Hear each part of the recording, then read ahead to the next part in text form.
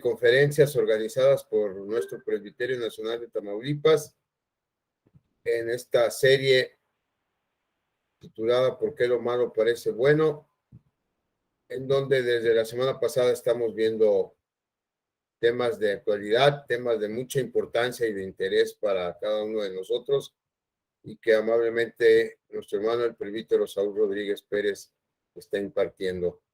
Entonces vamos a tener la plática conferencia de esta noche. El título es Ideología de Género. Y antes de cederle el micrófono y el tiempo al pastor Saúl, vamos a orar para ponernos en manos de Dios. Los invito a inclinar su rostro ahí donde están. Padre, en el nombre de Jesús te damos muchas gracias porque una vez más nos concedes esta bendición de poder unirnos a través del internet para participar, Señor, de esta conferencia que tu siervo, el pastor Saúl, nos va a compartir.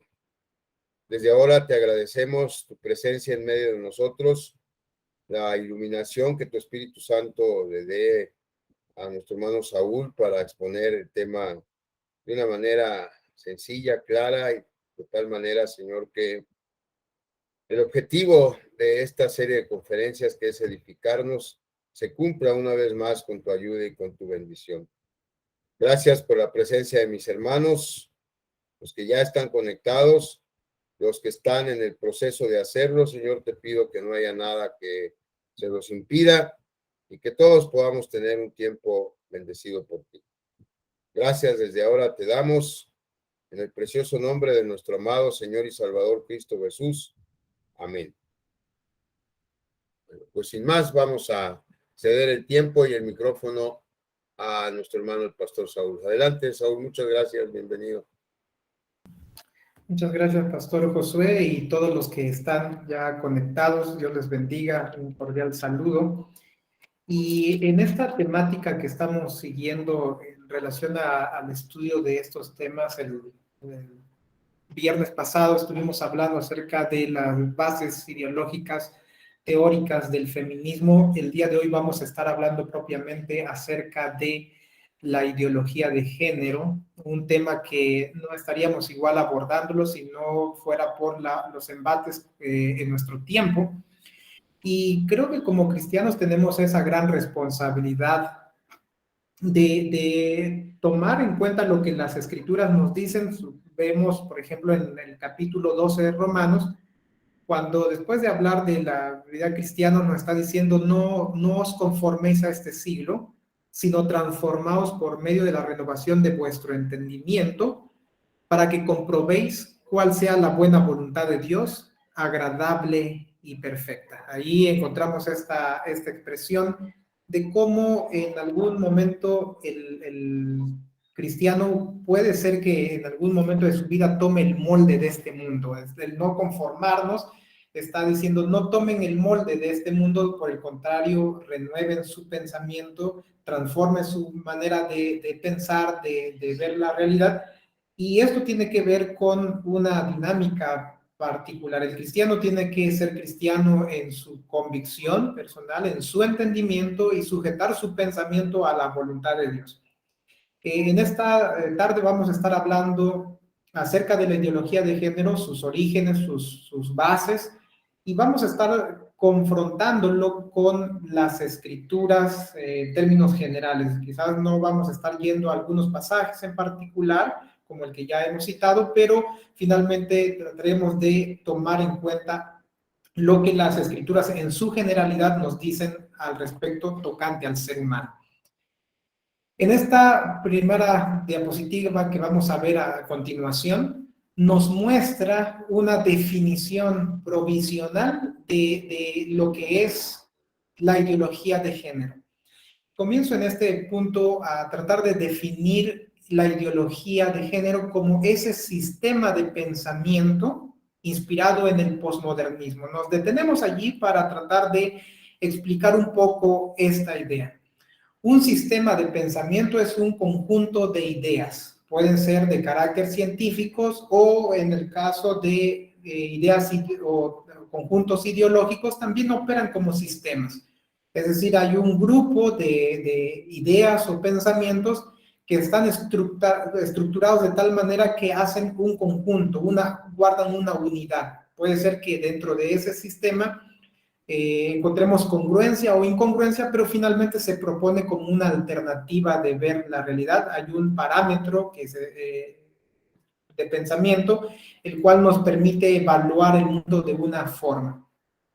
Y en el caso de la ideología de género, está inspirada en el posmodernismo. Aquí encontramos una plataforma para este sistema de pensamiento en la posición posmoderna. ¿Y qué significa esto?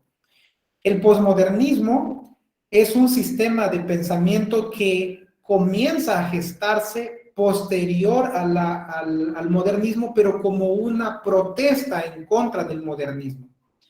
Y tiene ciertos postulados, ciertas ideas, como el hecho de que no existe verdad última, la idea del relativismo, se muere o es la idea de la muerte de las verdades últimas. Opera también el pluralismo, donde aparentemente todos somos iguales, hay una idea de conjuntar las diversas ideas para hacerlas una, donde todos caben, puesto que ya no hay una idea última, todos caben en esa idea pluralista en un sentido, y también tenemos la idea del hedonismo o el placer. La idea del placer también se sustenta en esta visión posmoderna, donde finalmente las cosas son importantes a la medida que produzcan placer, y viene una cultura del facilismo, donde todo se pretende que sea fácil. Y esto empieza a afectar la cultura occidental fuertemente. Entonces, la visión posmoderna es una plataforma, un sistema de pensamiento que en su fondo guarda una idea pesimista de la realidad. Ya no hay un sentido ni significado de la vida, sino que todo es absurdo. De hecho, hay uno de los postulados también que sustenta esta visión, es el nihilismo. Es una palabra latina que significa precisamente nada. No queda nada, simplemente es un nada la vida. Entonces, allí encontramos la base en un sentido más general para esta ideología de género que se sustenta en esta plataforma. No vamos a hablar mucho en este sentido del posmodernismo, pero es una plataforma que encuentra a su vez este sistema de pensamiento. Otra característica es que es de carácter anticientífico. Porque, obvio, para sustentar la ideología de género, aunque los promotores de esta visión no catalogan su sistema como ideología, por el contrario, lo establecen como datos científicos, pero nosotros sabemos que es altamente dogmático en el sentido de que acríticamente asumen ciertas posiciones, y esas posiciones no tienen un respaldo científico, porque para lo que vamos a estar viendo, el hecho de que la sexualidad se desarraiga de sus datos biológicos y solamente es interpretado, como se ve aquí, a través de la construcción social, pues se tiene que sacrificar la biología, la anatomía, entre otras ciencias duras que, pues, las ciencias no son otra cosa, sino las referencias de que Dios ha dictado leyes para la creación. Dios ha dictado ley biológica, y la biología es una ley que Dios ha establecido para el ser humano, y esas leyes no se abrogan, esas leyes están allí como constantes, y son importantes considerarlas. Decir que la ley de la biología, la anatomía y entre otras leyes no importan, pues es como decir la ciencia no importa para hablar de una aproximación del ser humano. Entonces, allí hay una problemática profunda en esta ideología, porque para sustentarse tiene que caer en el repudio de las ciencias. Por eso es de carácter anticientífico, es decir, rechaza la ciencia, y entonces la sexualidad viene a ser nada más que un constructo social. Es decir, si anteriormente se habló del género como un asunto de construcción social, en este sentido, en la forma más radicalizada de la ideología de género, no solamente es el género lo que es construido, sino también la sexualidad. Entonces es desarraigada la sexualidad de su raíz o arraigo biológico para ser solamente interpretado desde el punto de vista social o cultural, dicho de otro modo. Pero otra característica que tiene la ideología de género es que hay una agenda para el establecimiento. Esa agenda lo vamos a ver desde el punto de vista internacional, como las ONGs, la ONU, establecen ciertos lineamientos, discursos para establecerlo en los diversos países, incluso en los propios países que han adoptado esta visión, pues se tienen agendas para establecerla en el curso de la sociedad. ¿Qué significa esto? Que se pretende finalmente establecer una cultura basada en este tipo de razonamiento ideológico. Entonces, notamos que ese sistema de pensamiento posmodernista, anticientífico, donde desarraiga la sexualidad y los datos biológicos y lo considera un constructo social, pretende ser establecido en la sociedad de una forma que lo vamos a estar viendo más adelante. Teniendo en cuenta entonces esta definición, podemos seguir en la siguiente diapositiva y podemos en esta próxima notar parte de las bases teóricas e ideológicas de lo que nosotros llamamos ahora ideología de género.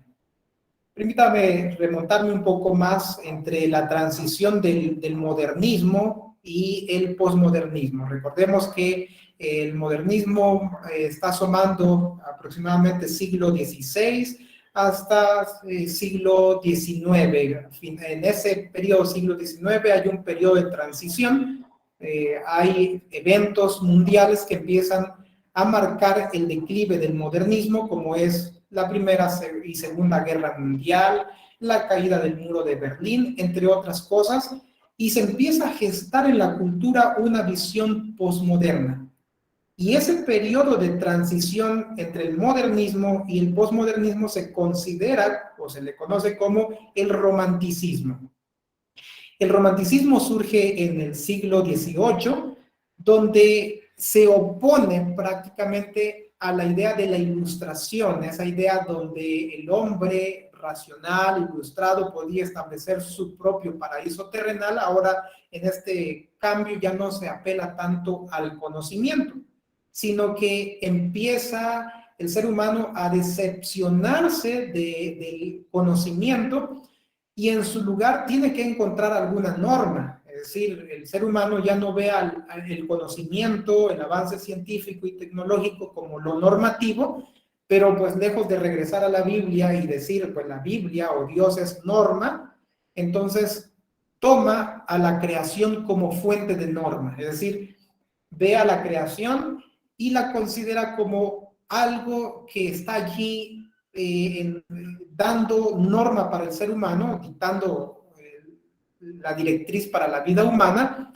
y la creación se considera en este caso como algo que está allí llena de sentimientos y de vitalidad. La creación que nosotros consideramos como la obra de Dios, sujeta a la ley de Dios, ahora se convierte en parámetro de vida. ¿Se dan cuenta cómo la creación viene a ser considerada normativa para esta era del romanticismo?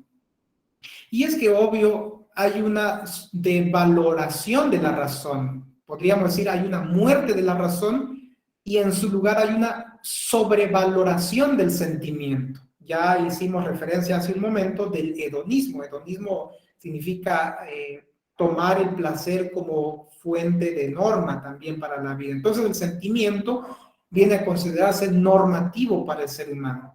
Y es allí donde podemos ver esos elementos que están surgiendo ya en el posmodernismo, como el relativismo, hedonismo, colectivismo e individualismo.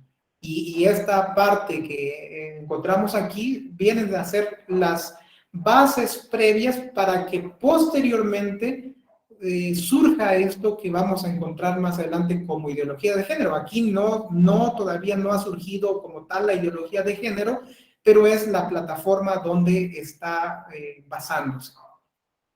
Otra de las bases que considero en la cual esta ideología está basándose o tomando como fundamento de su teoría, es el materialismo. Encontramos dos tipos de materialismo generalmente, el materialismo histórico y el materialismo dialéctico. Y bueno, aquí podríamos hablar mucho, pero lo que importa en este caso en el materialismo dialéctico es que toda la realidad es reducida a la materia. Vean allí. En el caso del materialismo histórico, que es el postulado que se da posteriormente, que se da en el ámbito biológico de la evolución de las especies, es un materialismo histórico donde finalmente la materia va evolucionando, va mutando. En el caso del materialismo dialéctico, toda la vida humana se reduce también a la materia, pero donde el hombre, que es un ser meramente material, no tiene un contacto con Dios, no hay algo más allá, solamente es materia, está tragado por la materia, es decir, está encarcelado por la materia y entonces toda su relación de vida está determinada por un conflicto que Marx va a llamar conflicto de lucha de clases, donde prácticamente el hombre material está conflictuado entre el burgués y el proletariado porque toda la dinámica del ser humano está tragado por ese conflicto económico. Ahí hay una base pagana, el materialismo es una base pagana porque roba al ser humano de ser imagen de Dios, de ser una persona que tiene sentimientos, que ama, porque solamente lo que existe es materia. Quizás el amor será considerado como materia en movimiento. Finalmente, el ser humano es colocado en esa cárcel del reduccionismo. Si nos preguntamos cómo esto trajo impacto en la vida sexual, porque esto también va a tener un impacto no solamente en el campo de la economía y la política, en la cultura, otros ámbitos, sino que en la sexualidad también vemos su impacto. Encontramos en el año 1920 en los países de la URSS, donde surge esta revolución roja y rosa. Allí el matrimonio es desarraigado de ese referente que la Biblia menciona, que el varón, el esposo, está representando el amor de Cristo y la esposa está representando la sujeción de la iglesia. Ya no hay un referente más allá para el matrimonio porque ha sido desarraigado de sus bases cristianas y para la Revolución Roja y Rosa lo único que existe es ese fenómeno material. El acto sexual es como satisfacer una necesidad meramente material y biológica. Estar en el acto sexual es como ir al restaurante y solicitar comida. Vean cómo ha tenido ya hasta ese momento un gran impacto en la vida sexual porque la sexualidad se le desarraiga de su referente hacia Dios, su referente ético, y solamente queda allí una expresión meramente material. Entonces es lo que se considera en el materialismo dialéctico su impacto en la URSS, los países comunistas que adoptaron esta visión marxista, porque de hecho Marx no lo llevó a la praxis, sino más bien fue en la URSS donde se establecieron estas ideas del materialismo dialéctico en la vida política, y sabemos el caos que produjo, y también trajo caos en la vida sexual. Esta es una parte que encontramos en la historia de ese momento. Otro de los fundamentos, además del posmodernismo, el materialismo dialéctico, creo yo fuertemente ya, y aquí llegamos a una parte más actual, es la idea de la deconstrucción. La deconstrucción es la que va a establecer Judith Butler en el campo del género, pero no es ella la que postula esta idea de deconstrucción, sino que a su vez está basándose en la plataforma o el postulado de Jacques Derrida. Jacques Derrida va a utilizar la idea de la deconstrucción aplicado a la lingüística, donde hay ciertas digamos, declaraciones hegemónicas que están en el centro y hay otras declaraciones periféricas que tenemos que quitar estas declaraciones centrales y jugar con las que están en la periferia para cambiar, digamos, alterar el status quo de las verdades, las narrativas grandes que consideramos como verdades absolutas, ya no son verdades totales, sino son verdades parciales. Y si aplicamos esto a la Biblia, pues un ejemplo de lo que sería allí es que bajo esta idea metodológica, la Biblia ya no es verdad última. Es una verdad más, quizás, que estuvo en el centro, pero que ahora es despojada y se coloca alguna narrativa periférica en el centro. Esa es la idea de deconstruir el lenguaje. Y finalmente, esto si se lleva a términos más radicales, como en el caso de Judith Butler, que lo está aplicando al campo del estudio de género, utiliza esta metodología, ya estuvimos hablando en la clase pasada de la conferencia anterior acerca de esta idea metodológica, y lo aplica al género. Entonces, al tener esta base ideológica y metodológica, el género y el sexo vienen a ser construcciones meramente sociales. Y el ser humano ya no es visto como imagen de Dios en su carácter total o integral, sino que en este caso hay ciertas estructuras de poder que dan significación al cuerpo sexuado. Y entonces toda construcción es sospechosa. Y así como el sexo y el género son productos de la construcción de esas organizaciones o esas autoridades hegemónicas, deben ser, por tanto, deconstruidos para su eventual reconstrucción variable. Es decir, ese cuerpo sexuado debe ser demolido, deconstruido, y volver a juntar piezas, pero en una construcción variable. Es decir, en este caso, un cuerpo sexuado femenino puede asumir un género distinto. Esa es la idea en este caso. Y aunque Judith Butler no habla de teoría queer y todo esto, prácticamente de ahí van a ser toda esa filosofía deconstruccionista y la reconstrucción variable que podemos ver más adelante. En términos concretos, entonces, hermanos, podemos estar viendo aquí las bases teóricas ideológicas de esta ideología de género, como encontramos en gran medida una plataforma en el posmodernismo, el materialismo dialéctico, que es una filosofía pagana, y la idea de la deconstrucción, planteado por Jacques Derrida e introducido por Judith Butler al estudio de género. Muy bien, seguimos en la siguiente diapositiva.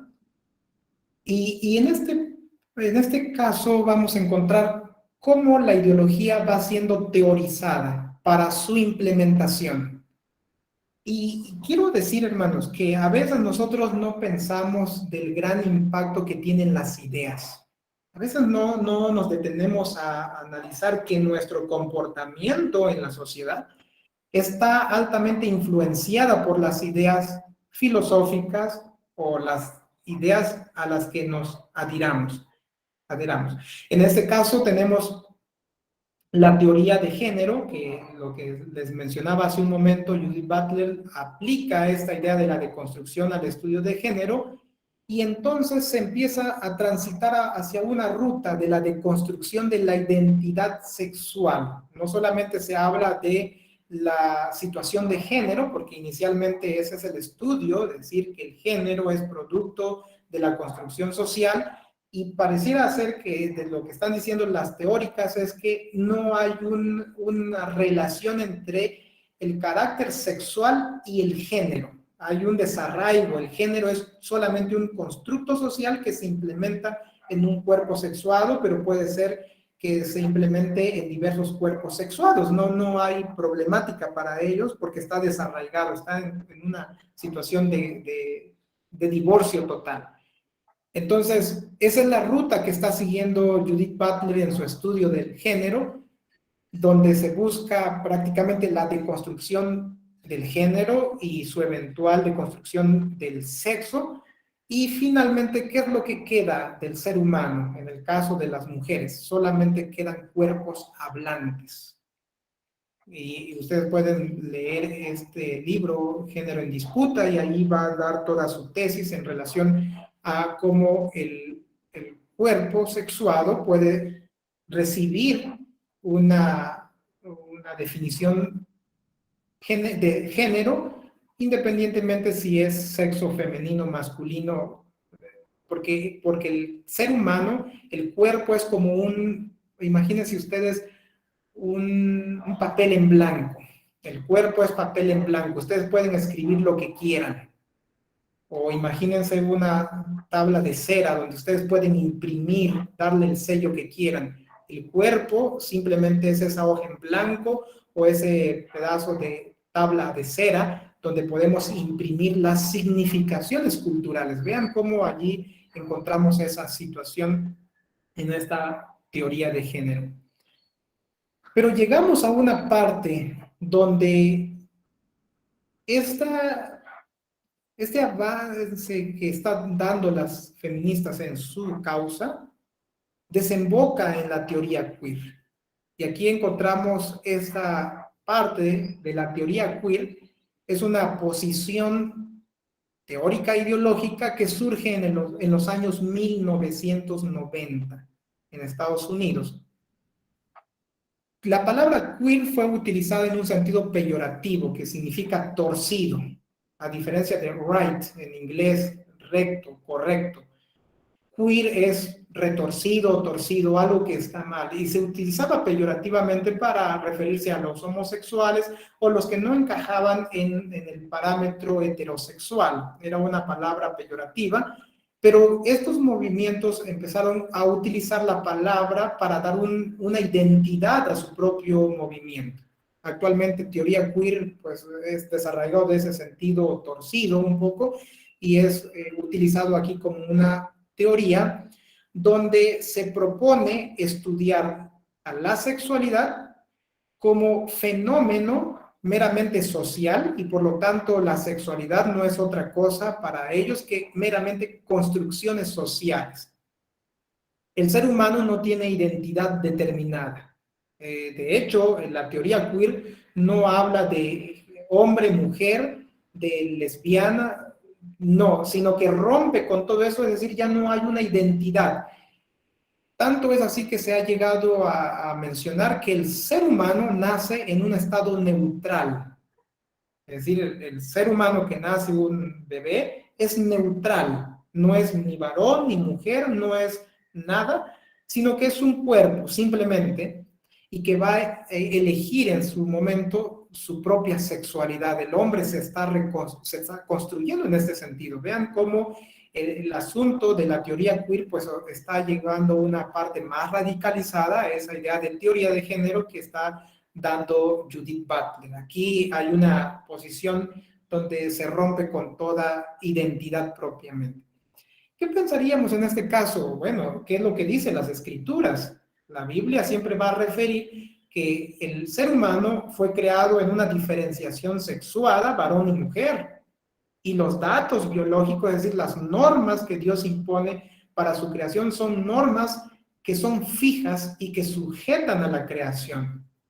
Si bien es cierto, hay determinadas significaciones culturales en la parte del ser humano, por ejemplo, las mujeres no se visten de la misma forma en México como en otros países, pero eso no significa que el ser humano sea reducido a un fenómeno meramente cultural. Recordemos que el ser humano no puede ser definido por un lado de la creación. El ser humano es un ser integral que trasciende incluso esas diversas relaciones. Cuando nosotros queremos traer al ser humano y meterlo en esa cajita tan limitada de la cultura, tenemos una gran problemática, porque entonces el ser humano es desarraigado de su carácter integral, central, como un ser religioso en pacto, relación de pacto delante de Dios, y lo único que nos queda son abstracciones. En este caso, hay abstracciones donde el ser humano no es más que mera narrativa, no es más que mera significación cultural. Hay una problemática allí en el fondo. Después de la ideología teorizada, que ya estamos viendo aquí en la teoría de género y en la teoría queer, se pasa a la implementación. Y aquí hay toda una agenda, decíamos en la definición, que significa esto, que esta visión ideológica posmoderna tiene una agenda para su implementación. Es decir, no solamente se queda en el teorizar, sino que se procura establecer en la cultura esa visión de vida y bueno, encontramos diversas formas o diversas ramas donde podemos advertir ahora su impacto. Una de ellas es en la educación. La educación es importante y estas personas saben muy bien que si educan una generación con esta visión, las próximas generaciones tendrán todo ese impacto porque han abrevado desde las universidades y en todos los niveles de educación toda esa visión ideológica. Y la educación va a ser bien importante para cualquier cambio que querramos en la sociedad. En el caso de estas personas entienden muy bien que la educación es un campo importante. Ahí los cristianos estamos fallando porque no tenemos campos educativos cristianos donde estemos dando una visión cristiana. Por el contrario, pues aquí nuestros hijos van abrevando estas ideologías. Otro de los medios que se utiliza para la implementación es el Estado, porque como toda visión ideológica, en este caso que carece de razón, no puede ser comprendido si no es a través del ejercicio obligatorio del Estado. El Estado te obliga a que aceptes ciertas determinaciones. Hay ciertos intentos en nuestro país incluso para poder establecer en las leyes de nuestro país ciertos avances en términos de ideología de género. Recuerdan, no tiene mucho tiempo que se llevó a cabo esta situación del PIN parental, que fue como una reacción a los avances de las iniciativas en el Congreso de la Unión, pues encontramos precisamente este intento de avance en nuestro país a través del poder del Estado. Pero también están operando las entidades internacionales, particularmente la ONU. Si ustedes entran y googlean algunos trabajos de teoría de género, de igualdad y todo, siempre va a venir de la ONU. O las personas que empiezan a escribir aquí en nuestro país van a estar tomando la visión de la ONU. Las ONGs también están trabajando en relación al avance de esta ideología, así que no es un asunto aislado, no podemos decir es un asunto solamente en México, no, yo creo que es un asunto de carácter mundial, sobre todo en la parte occidental, no tanto en el mundo oriental, sino en la parte occidental donde encontramos este avance. Pero los medios de comunicación también juegan un papel muy importante. Hay en ciertas épocas encontramos ciertas entidades u organizaciones que tienen poder. Por ejemplo, en la Edad Media el poder lo tenía la Iglesia. En otra parte vamos a encontrar que el poder lo tenía el Estado. Luego podemos encontrar en otra etapa el poder lo tienen las grandes empresas que manejan dinero. El Estado actualmente tiene gran poder. Pero también encontramos el poder de los medios de comunicaciones, todo un poder allí. Y si hay pocas personas que controlan lo que se comunica, y si esas personas están sustentando esta ideología, vamos a encontrar entonces que en los medios de comunicación en general, como son revistas, periódicos, películas, series, telenovelas, entre otras cosas, van a estar orientadas hacia determinadas directrices culturales. Los medios de comunicación nos van llevando a observar la realidad de una o de otra forma. Entonces, encontramos allí estos medios que son utilizados para la implementación de esta ideología. En definitiva, lo que entonces se pretende es establecer una cultura basada en una visión ideológica. Y yo creo que los cristianos estamos a tiempo de poder reflexionar y ser más participativos en estos asuntos, porque de lo contrario, estas visiones ideológicas van tomando más terreno, ¿no? Y es lo que estamos viendo cada día. Muy bien, continuamos en la siguiente diapositiva. Porque si nos quedamos solamente a observar esta parte donde decimos, ok, esto se da en el mundo de la literatura, salta al estudio de género y esto se ve en las universidades públicas, pues pareciera ser que no nos importa. Si nos importan, ya dijimos, las ONGs, la ONU, el Estado, la educación, los medios de comunicación son instrumentos para normalizar esta visión. Pero tristemente, hermanos, el cristianismo ha sido también infiltrado. No podemos nosotros decir que en este momento el cristianismo, en términos generales, está exento de ataques. Recordemos que en el transcurso de la historia de la iglesia ha sido atacada desde el exterior y desde el interior. Desde el exterior a través de las persecuciones o algunos embates ideológicos. Desde el interior a través de las herejías y a través de los cismas que se levantaron en la iglesia. La iglesia siempre ha estado bajo ataque, muchos espacios de su historia. Y actualmente no está libre tampoco de ataques.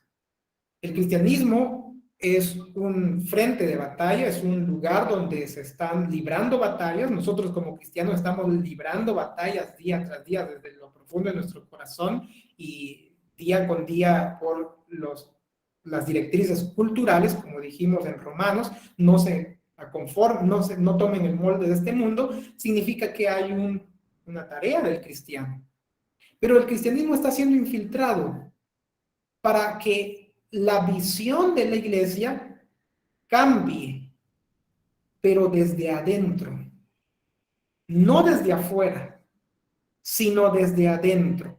Y esto es muy sensible, muy problemático, porque se pretende en este caso cambiar la visión cristiana como a través de la teología y de la reedición de la Biblia. Ya tenemos actualmente, o se tiene, diríamos, no tenemos porque no es nuestro, pero se ha infiltrado la teología queer, donde hay una mutilación de la Biblia y una reinterpretación, pues basada en esta visión ideológica.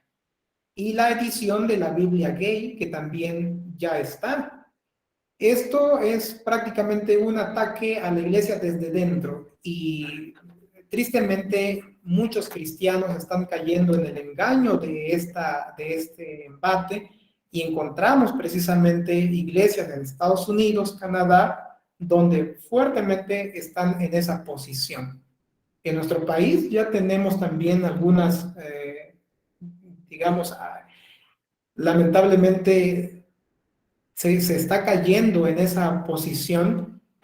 Hay diversas interpretaciones de las escrituras, algunos que no van a considerar la Biblia como normativa, sino hay una duda del sentido de la propia escritura. Es terrible esa situación. Y si estas cosas siguen avanzando, la iglesia va a estar perdiendo terreno porque su ataque está desde dentro. La iglesia debe ser vigilante. Y aquí hay una problemática muy fuerte. Por eso los cristianos tenemos que estar preparados para dar respuesta de nuestra fe en un mundo donde los ataques están siendo más sutiles. Y tenemos que tener la capacidad de identificar el error, porque de lo contrario, hermanos, estaríamos perdiendo próximas generaciones. No sé, quizás los que estamos más grandes, los más grandes, jóvenes, que estamos en esta época, podamos estar soportando estas situaciones. Pero ¿qué va a pasar con los adolescentes, los niños, que desde las escuelas están siendo enseñados bajo una visión de esta naturaleza? Pues obvio, el cristianismo va a ser para ellos un asunto irrelevante. Así que, hermanos, tenemos esta parte, cómo se va entretejiendo la ideología de género y no creamos que es un asunto nada más allá afuera, lo tenemos dentro del cristianismo. No sé si haya otra diapositiva, parece ser que no. me apoya, hermano, si haya otra diapositiva, o de lo contrario podríamos ir concluyendo.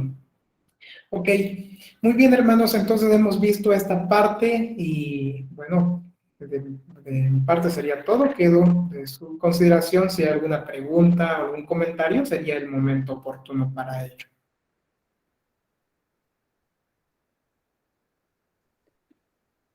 Muchas gracias, Pastor Saúl. Y hermanos, es el momento para abrir este espacio para preguntas. Si ustedes tienen alguna pregunta para el pastor, este es el momento, o algún comentario, pueden hacerlo. Mauricio Carrillo está levantando la mano. Adelante, hermano. Sí, buenas noches, hermanos, que Dios los bendiga. Creo que lo que expuso el hermano es simplemente una base de lo que realmente nos está atacando, tanto el Estado como la vida del mundo. Y esto es bien importante. Yo creo que estaríamos hablando muchas horas y creo que el hermano podría extenderse mucho más, pero por el tiempo no. Pero esto creo que sí es una reflexión que tenemos que hacer los cristianos en ese sentido y dar la batalla, como decía el hermano. Lo vemos nosotros en las escuelas. Nosotros tenemos un colegio y entonces esa ideología está llegando, la tenemos que limitar. No es un colegio cristiano como tal, que no lo hemos declarado así, pero nuestros principios cristianos permean hacia la educación. Pero es una lucha tremenda porque tenemos los ataques de la situación, de cómo los libros de texto inclusive hemos batallado, no solamente con esto, ahorita es lo actual, lo estamos viviendo, ¿no? Pero sí es bien importante que como cristianos tomemos esto en consideración y con seriedad, porque eso que dice el hermano es muy cierto. A veces el ataque es desde adentro. Ya me tocó pues conversar con algunas personas que inclusive van a iglesias cristianas y aceptan esto y dicen, bueno, ¿por qué si se acepta aquí, por qué en otras iglesias no se acepta, verdad? Y bueno, sencillamente porque la palabra de Dios no lo acepta y lo dice y es claro. Y eso de la cuestión del género, pues Dios desde la creación, pues Dios lo definió. Y físicamente hablando, también está definido, no podemos desligarlo, no podemos decir, no, es que nació a la mitad y no, estamos completos, Dios creó perfecto todo y el hombre lo ha desvirtuado. Creo que es muy interesante el tema, creo que podríamos seguir quizás documentándolo para nuestras propias iglesias y como dice el hermano, estar preparados para dar la batalla. Dios los bendiga, hermanos.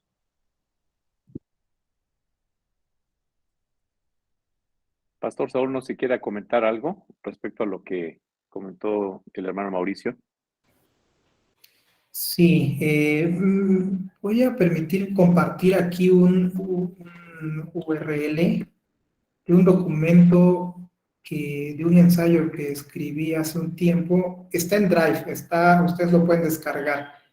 Y ustedes pueden ir a una parte porque lo que menciona el hermano respecto a la educación, sí es cierto, aquí en México, a partir de la página, bueno, en la página 14 tenemos aquí ese dato.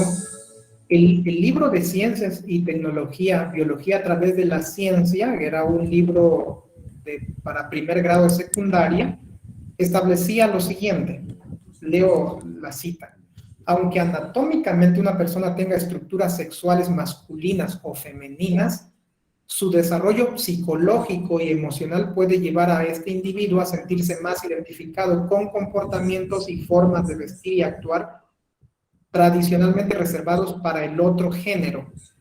Esa es una pequeña muestra cómo desde la SEP en México se ha pretendido introducir esta ideología. Entonces no es algo que digamos está allá afuera, muy lejano. De hecho, cuando se analizaba este fenómeno del posmodernismo en el 2009, lo veía como un asunto muy lejano. Ahora vean, 2009, 2022, esta situación ha avanzado un montón.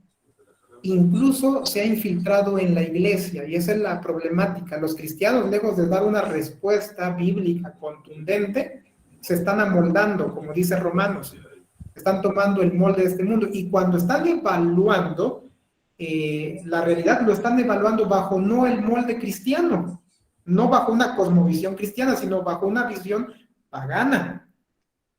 porque lamentablemente el cristiano solamente tiene textos aislados. Cuando tengamos textos aislados, esos textos se van a acomodar a una plataforma cosmovisional más amplia. Y esa ha sido la gran problemática de nuestros jóvenes, de nuestros feligreses, miembros en la iglesia, que no están teniendo capacidad de discernir, porque ciertos versículos de la Biblia, pues lo saben, descontextualizado, encajan, uno los puede encajar fácilmente en un parámetro ideológico más amplio si no tiene una visión cristiana. Entonces yo creo que aquí es un asunto urgente como iglesia, como cristianos, que podamos evaluar de una forma más firme, más seria y más decidida este fenómeno y dar una respuesta cristiana.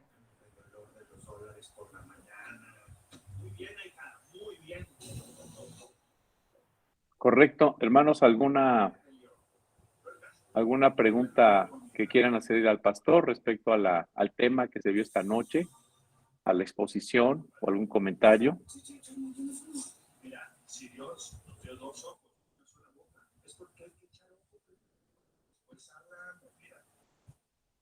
¿Nadie más? Bueno, el pastor, si ustedes no lo han detectado, en el chat puso precisamente este link a través del cual ustedes pueden entrar y pueden acceder a ese documento del cual el pastor hace referencia.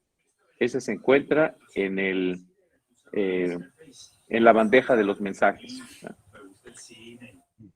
Muy bien. Si no hay alguna otra pregunta, a Liliana, la hermana Liliana acaba de levantar la mano. Adelante, hermana. Sí encargo, hay por ahí un micrófono encendido. Si fueran tan amables de revisar que sus micrófonos estén apagados, para que así no se distorsione y no entren ruidos que pueden distraer. Gracias. Hermana Liliana, adelante. Sí, buenas noches. Hermano, sabemos que para Dios pues no hay pecados grandes, no hay pecados pequeños.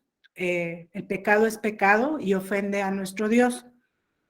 Por ejemplo, hablando de personas que no son cristianas, para ellos, y aún dentro de nosotros como cristianos, a veces magnificamos más algunos pecados que otros, y los de fuera lo notan.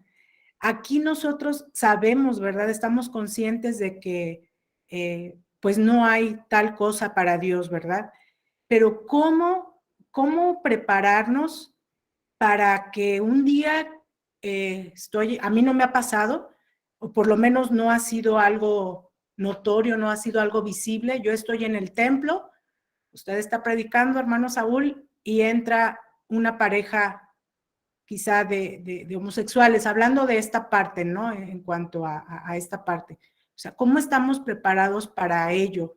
¿Cómo estamos preparados para ver a nuestros niños que están teniendo esa lucha de género? Porque quizá no sé, puede ser dentro de un ambiente cristiano, un ambiente mixto, por así decirlo, ¿verdad? Situaciones difíciles quizá, o ¿cómo estar preparados, cómo manejar esto sin juzgar de entrada? Me refiero, bueno, sin juzgar, más bien ayudar, ¿verdad?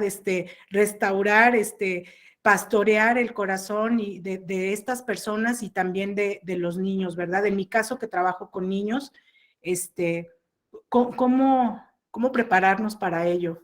O estamos preparados? Creo que no estamos preparados para algo así. Sí, es una pregunta muy sensible, hermana, y muy atinada, porque de hecho las iglesias debemos tener primero discernimiento, tenemos que tener nuestras bases firmes, pero eso no significa que no tengamos que ayudar a las personas que están en una situación así.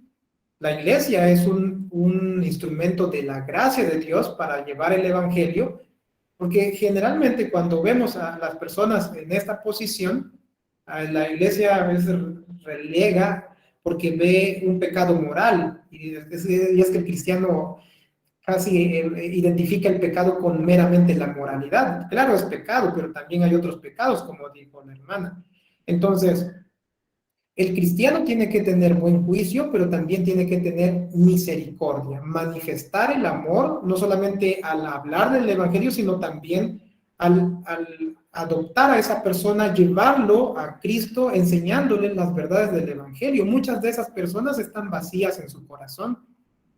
Cuando han adoptado una posición ideológica, muchas veces no advierten del gran error, del gran peligro. Vean ustedes, si nosotros vemos con este ojo de misericordia, qué triste es tener una persona donde es reducido a la nada. O sea, eso no es algo grande.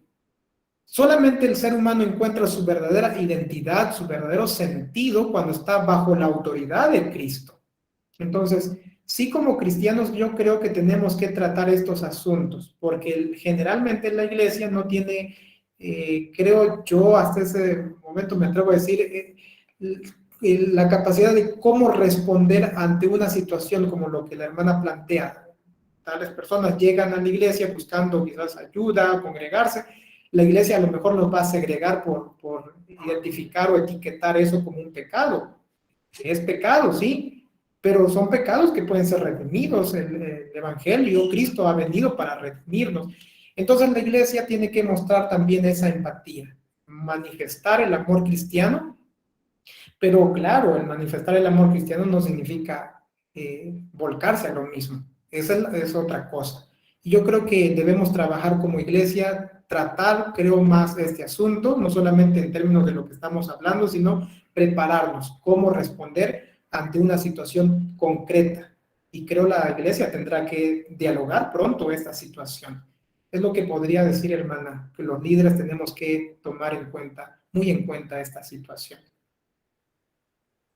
Muchas gracias. El pastor Abel Plata tiene también una pregunta o un comentario. Sí, hermano, primero, gracias a Dios por la vida del hermano Saúl, porque pues, es una buena exposición, ha hecho una buena exposición, se ve que también el documento está bien y fundamentado, porque eso es lo que nos hace falta. Primero, interesarnos en el tema, sacar la antena de que hay un riesgo grande ahí, porque no solamente vienen a educar, sino ahora a exigir y a apoderarse de la gente. Y qué bueno que hay material, porque hace falta mucho material al respecto desde una posición cristiana evangélica.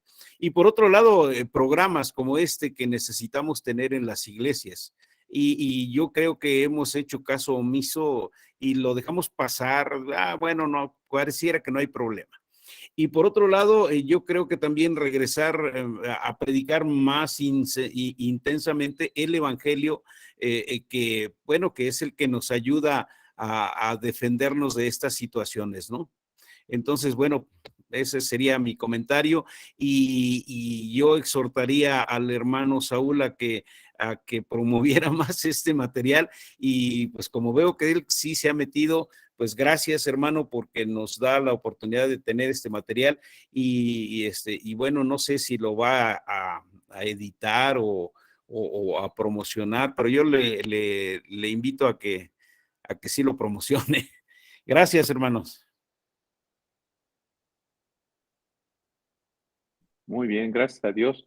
Y bueno, comentar que hablando de eso de los padres, es que aquí hay una pregunta, perdón, en el chat de Alexis Romero. Dice, ¿a qué edad debemos abordar estos temas con nuestros hijos cristianos y cómo hacerlo?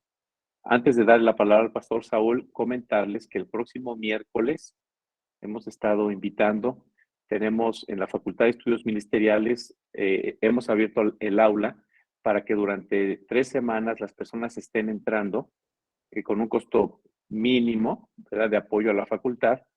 Y precisamente la próxima semana, la hermana que nos está dando estos temas va a hablar del rol y del papel de los padres. Entonces, es muy recomendable. Antes de que el pastor, perdón, pastor, nada más creo que es importante porque pues todo esto va concatenado y realmente es una labor titánica de la iglesia dentro del hogar y pues está tejido, ¿no?, dentro de los ministerios de la iglesia. Adelante, pastor. ¿A qué edad y cómo podemos ayudar a nuestros hijos cristianos y cómo hacerlo?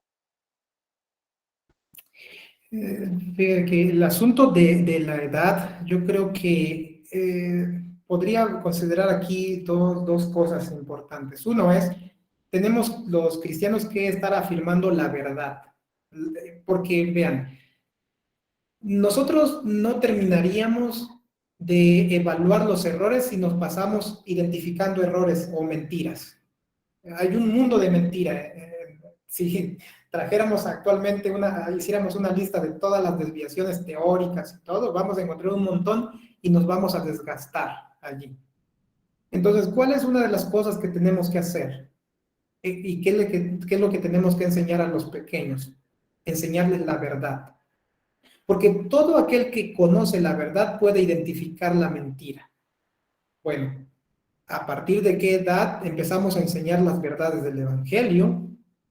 Pues hasta desde la edad de que ellos están en el vientre de su madre, están de alguna forma en ese contexto recibiendo información de canciones. Hay una determinada edad cuando aún el bebé en el vientre de la madre puede recibir esa información, no es consciente, pero inconscientemente está allí. Y la doctora Gritter, en su libro de Educación Cristiana, dice, los primeros 7 años del niño son claves. Enséñale en esos primeros 7 los fundamentos y no se va a apartar, va a tener todo ese fundamento bien puesto. Yo creo que allí hay una tarea importante de los padres enseñar la verdad. Ahora, claro, de una forma ya más directa, enseñar esta situación de la ideología, lo que se está enseñando en las escuelas. Yo creo que desde que están en la capacidad de entender, darles ciertas directrices para afirmar la verdad escritural y contrastar, quizás en una determinada edad de 11, 12 años, contrastar con algunas ideas que son contrarias, pero siempre haciendo más énfasis en la verdad. No necesitamos enseñarle a nuestros hijos lo malo, necesitamos enseñarle lo bueno. Claro, referenciar aquellas cosas que están mal, pero finalmente lo que les va a dar un soporte en su fe cristiana es que tengan bien puestos los pies en el Evangelio, en su sentido integral. Eso es lo que podría decir, hermanos. Probablemente alguien más tenga algo que comentar en relación a esto complementariamente, pero en términos personales es lo que podría recomendar. Gracias, pastor. Aquí en el chat, pues el hermano Mauricio Carrillo agradeciendo a usted por esta exposición, dando gracias a Dios por su vida.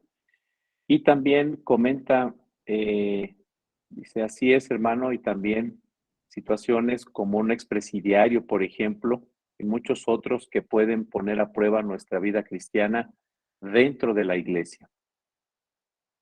Muy bien. Correcto. Hermanos, ¿alguna otra pregunta que quieran hacer al pastor? En tanto que se deciden, les voy a compartir rápidamente. Bueno, voy a abrir el documento, el póster. Les voy a compartir rápidamente el póster, precisamente de los temas que se están viendo, particularmente en esta área de los hijos y los padres. Y creo que esto puede ser de mucho interés. No sé si lo están viendo. ¿Sí se ve? ¿Sí se está viendo, hermanos? Sí, ¿verdad? Sí, sí se ve.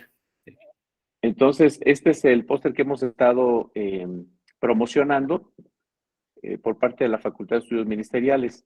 Entonces, el día 25, que es el próximo miércoles, y el día 1, junio 1, ya concluyen esta serie de temas que tienen que ver precisamente con la educación de los hijos y otros asuntos más. Y la próxima semana se va a hablar de los padres. Así es que, bueno, quedan invitados aquellas personas que quisieran unirse. Pueden pedir informes al teléfono 9992-330932 con un servidor, 9992-330932. Y la verdad es que sí va a ser de mucha bendición. Bueno, esto podría complementar lo que el pastor está diciendo, ¿verdad? Con una persona que pues está bastante avesada en este tema. Muy bien. Pues si no hay nada más, hermanos, vamos a orar, vamos a pedir al Señor que aplique este conocimiento a nuestras vidas y que nos ayude para que podamos mostrar misericordia a las personas que necesitan el Evangelio, sea cual fuere su situación, porque algo totalmente cierto que dijo el pastor, dentro de todo las cosas bíblicas que dijo, es que el Evangelio redime al pecador y el homosexual, la persona que pues tiene una sexualidad que no está conforme a la voluntad de Dios, es totalmente redimible. La gracia de Dios tiene la capacidad de transformar a las personas. Así que vamos a orar al Señor y a pedir que nuestro Dios nos ayude. Vamos a orar para concluir. Padre, te damos muchas gracias por la vida del pastor Saúl. Gracias por su disposición, por su amor, Señor, a tu obra. Gracias, Padre, porque le has dado la capacitación para poder guiarnos en estos temas que son complejos, complicados, sobre todo por no conocer el trasfondo, como hoy nos los explicó, de dónde vienen todos estos movimientos y cómo han ido tiempo a tiempo, cómo han ido, se han ido transformando y son más engañosos. Ayúdanos como iglesia a ser personas sensibles, a predicar el evangelio a los que lo necesitan, pero también a tener el discernimiento para rechazar, Señor, todo pensamiento que no es bíblico. Ayúdanos, Padre, necesitamos sabiduría. Reconocemos que somos muy débiles, que nuestro corazón es engañoso y que necesitamos la sabiduría que solamente tu Espíritu Santo nos puede dar. Dirígenos, Señor, y permite que pues, todas las iglesias aquí representadas tengan tu bendición y que podamos también en esta noche tener un descanso reparador. Gracias, Señor, por todo. En Cristo Jesús. Amén. La próxima semana concluimos, es el último tema, y también aquí el hermano Marco nos está recordando en el chat que estas sesiones están siendo grabadas y ustedes pueden volverlas a ver o inclusive compartir con los miembros de la iglesia, ¿verdad? Para que lo puedan considerar. Aquí en el chat está el link para que ustedes puedan acceder a ellas en la lista que el hermano Marcos amablemente está haciendo en YouTube. Bien, hermanos, que pasen muy buenas noches. Gracias, pastor, y gracias a todos por el interés y por estar en esta noche aquí. Dios mediante, nos vemos mañana. Con la misma clave de acceso pueden entrar la próxima semana. Que el Señor les bendiga. Muchísimas gracias.